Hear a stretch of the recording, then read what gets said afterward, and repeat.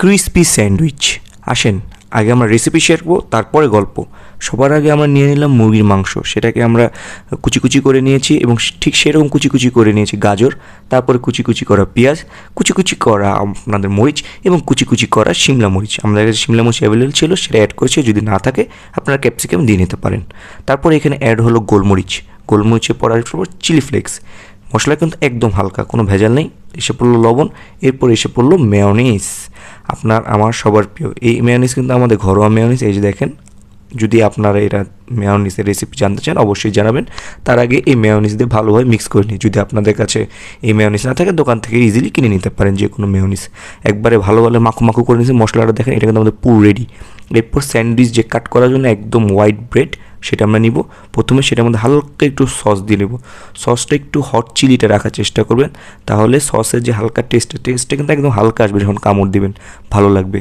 এই দেখেন, আম্মু প্রথমে মাংস যে পুরটা রেডি করেছে সেটা বসিয়ে দিল। এরপরে দুইটা ব্রেডকে একসাথে এনে কাট করবো।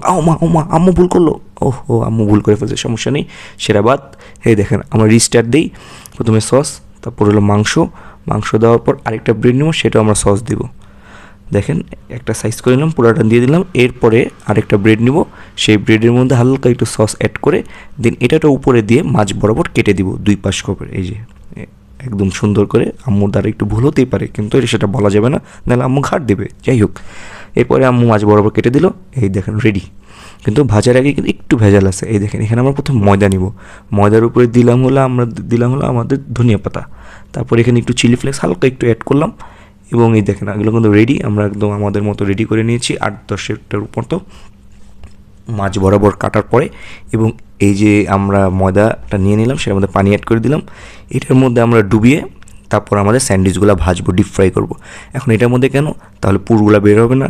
2 হলো স্যান্ডউইচটা ক্রিস্পি হবে, এবং 3 হলো খেতে আরও বেশি ভালো লাগবে। এখন আপনারা এখানে বলতে পারেন আমরা এখানে বেসন অ্যাড করতে পারি, অবশ্যই অ্যাড করতে পারেন, কিন্তু এইভাবে করেন, এটা বেশি ভালো হবে, সিম্পলের মধ্যে গর্জিয়াস এবং ইউনিকও। যাই হোক, আমরা ভাজা শুরু হয়ে গেছে। আম্মু কিন্তু একটা দিয়ে দিচ্ছে, দ্বিতীয়টা চলে গিয়েছে। এখন ভাজাভাজি কাজ, এই সাইড দিয়ে পেঁয়াজু, যেহেতু ইফতারের সময় আমরা ভাবছিলাম এটা ইফতার শেষে কিন্তু আপনারা স্ন্যাক্স হিসাবে খেতে পারবেন। খাবারটা কিন্তু জটিল হয়েছে, যে যাই বলেন না কেন খাবারটা আপনাদের পছন্দ হবে। এই দেখেন, ডানবাম করে নিলাম একদম ঘরোয়া স্টাইলে। যেহেতু ধনিয়া পাতা দিয়ে দিচ্ছি, উপর দিয়ে ধনিয়া পাতাগুলার টেক্সচারটা আসবে। দেখেন, ভাজা হওয়ার পর কিন্তু ভালো একটা ফেস এসে পড়েছে। এটা কিন্তু দেখলে মনে হচ্ছে ডিম ইউজ হয়েছে, কিন্তু ডিমের এক ফোঁটা ছিটে ফোঁটাও নেই। আমরা হলাম পুরোপুরি বেসন আপনার যা দেখেছি সেগুলোই অ্যাড করে দিই। এখানে আম্মু নামানো শুরু করলো, ফার্স্ট রাউন্ডের প্লেয়াররা নেমে গিয়েছে। এটা আপনারা খাবেন, অবশ্যই ভালো হবে। প্রথমে যে সসের লেয়ারটা ছিল, আপনারা এক একটা কামড়ে লেয়ার টেস্টটা পাবেন। পুরের টেস্টের আগে সেই সসের টেস্ট যখন হালকা লাগবে, ভালো লাগে, ইউনিক টেস্ট লাগে। ঝাল এবং না অতিরিক্ত ঝাল, না অতিরিক্ত তৈলাক্ত খাবার। আর তেলটা কিন্তু কম ধরেছে আপনার কারণে, ওই যে আমরা ময়দাটা অ্যাড করেছি। তা না হলে কিন্তু তেল কিন্তু প্রচুর কনজিউম করতো ব্রেডটা। যাই হোক, এই দেখেন রেডি। আমরা এটা খাওয়ার জন্য প্রস্তুত। এটা স্ন্যাক্স হিসেবে খেতে পারেন, অথবা ইফতারে সবথেকে বেস্ট আইটেম আপাতত এটাই। সবাইকে ধন্যবাদ। আসসালামু আলাইকুম।